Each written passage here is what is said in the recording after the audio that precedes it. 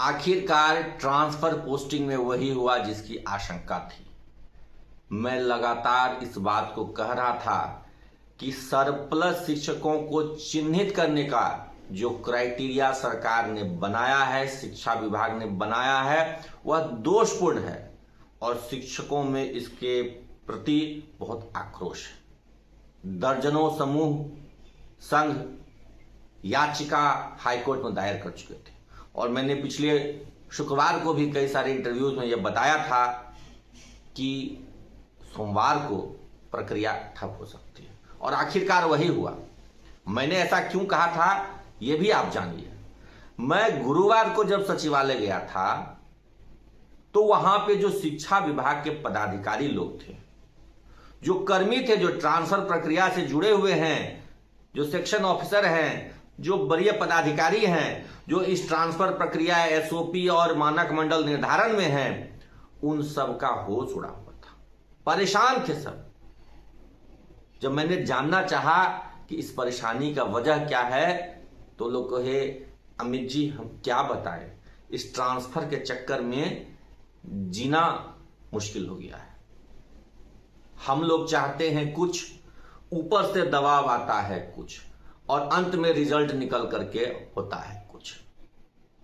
तो हमने उनको कहा कि आखिर ऐसी सरप्लस नीति आपने बनाई क्यों? वरीय शिक्षकों को आपने सरप्लस कर दिया, कहीं कनिये को कर दिया, ये कैसा? तो उन्होंने कहा कि हम क्या करें, बहुत दबाव में, इतना दबाव है हमारे ऊपर कि आप समझ नहीं सकेंगे। किस किस का दबाव है? शिक्षा विभाग से लेकर सामान्य प्रशासन विभाग तक का दबाव है कि जिनको ट्रांसफर करा करके लाए हैं पिछले ट्रांसफर प्रक्रिया में, उनको वापस किसी कीमत पर नहीं करना है, उनको जहां है वहीं रहने देना है।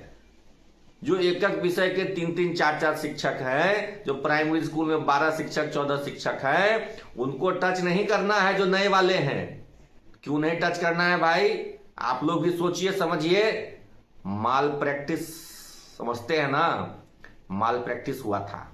बार बार हम लोग कहते हैं इस बात को कि बिना किसी पॉलिसी, बिना किसी मानक मंडल के पिछले बार जो ट्रांसफर हुआ उसमें खूब माल प्रैक्टिस हुआ। जब माल लिया है तो कमिटमेंट पूरा करना होगा। कैसे तुरंत आप उनको हटा दीजिएगा? साल भर भी नहीं हुआ है। तो इसलिए नीति क्या बन गई कि सीनियर को ही सरप्लस कर दो, जबकि शिक्षा विभाग भली भांति जानता है कि इतने सारे हाई कोर्ट और सुप्रीम कोर्ट के जजमेंट हैं जिनमें यह कहा गया है कि वरीय शिक्षकों को सरप्लस नहीं किया जा सकता। सरप्लस वो होंगे जो बाद में उस पद पर आए हैं, क्योंकि जो पहले से आए हैं वो तो मूल पद पर हैं। जो बाद में गलत तरीके से आ गए, जरूरत से अधिक आ गए, वो सरप्लस हुए। लेकिन विभाग को तो अपना पुराना हिसाब किताब भी बरकरार रखना है ना। जिससे माल लिए हैं उसको कैसे वापस भेज दें? वापस किसी को अररिया से पटना बुला लिए हैं, किसी को किशनगंज से बुला लिए हैं, किसी को कटिहार से बुला लिए हैं, किसी को जमुई से, किसी को बांका से, सबको जो पटना में बैठा के रखे हैं। और यूपी वालों को जो पूरे बिहार के 24-26 जिलों से उठा करके पटना के आसपास 8-10 जिलों में भर दिए हैं, उनको वापस कैसे भेज दें? क्या होगा? पूरा सिस्टम पुराना वाला जो था वो ध्वस्त कैसे हो जाए? तो उस सिस्टम को भी बनाए रखना है। तो आखिरकार ऐसी एक नीति बनाई जो कि शिक्षा विभाग के पदाधिकारी स्वयं जानते थे कि यह नीति कोर्ट में नहीं टिकेगी। कभी भी वरीय शिक्षकों को सरप्लस नहीं किया जा सकता है। मैंने दूसरा फॉर्मूला भी कई सारे जगह पर अपना बयान दिया था, दूसरे फॉर्मूले के विषय में भी, कि भाई गृह शिक्षकों को आप सरप्लस मत कीजिए। उस जिले में जिनका गृह शिक्षक नहीं है उनको सरप्लस कर दीजिए।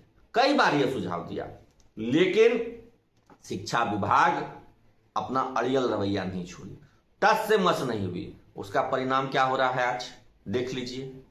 रुक गई सरप्लस वाली पूरी नीति, खटाई में पड़ गई। अब भुगतेगा कौन?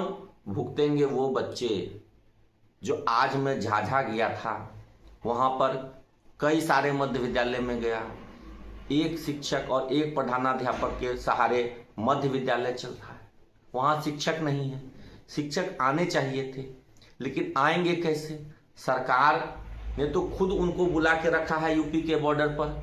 जितने की बहाली हुई थी इन सब क्षेत्रों में, सबको लेके चले गए यूपी के बॉर्डर के आसपास के जिलों में। तो अब कहां से आएंगे शिक्षक? तो भुगतेंगे इन विद्यालयों में पढ़ने वाले गरीब बच्चे, और जिम्मेदार कौन है? पूरी तरीके से शिक्षा मंत्री। क्योंकि खुद शिक्षा मंत्री आकर के ना बड़ा बड़ा बात करते हैं, बड़ी बड़ी घोषणाएं करते हैं, तो जवाबदेही ले वो कि आखिर आपने ऐसी गलत सरप्लस नीति क्यों बनाई कि जो कोर्ट में टिक नहीं पा रही है, जिसका जवाब आपके पदाधिकारी दे नहीं पा रहे हैं।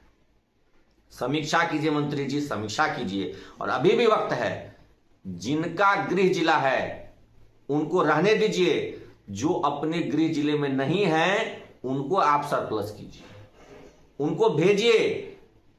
जमुई, बांका, कटिहार, किशनगंज, पूर्णिया साइड में जितने खाली विद्यालय वहां भेजिए उनको। और उस जिले में भी जो ग्रामीण क्षेत्र के विद्यालय खाली है वहां भी भेजिए।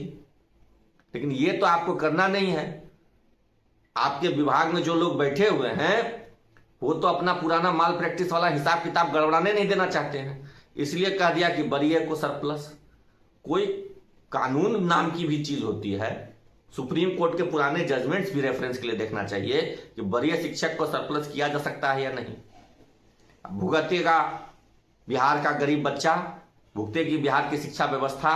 अब मौज मनाएंगे जो माल प्रैक्टिस करके शहर के नजदीक वाले विद्यालयों में गए हैं। धन्य हो मंत्री जी, धन्य हो।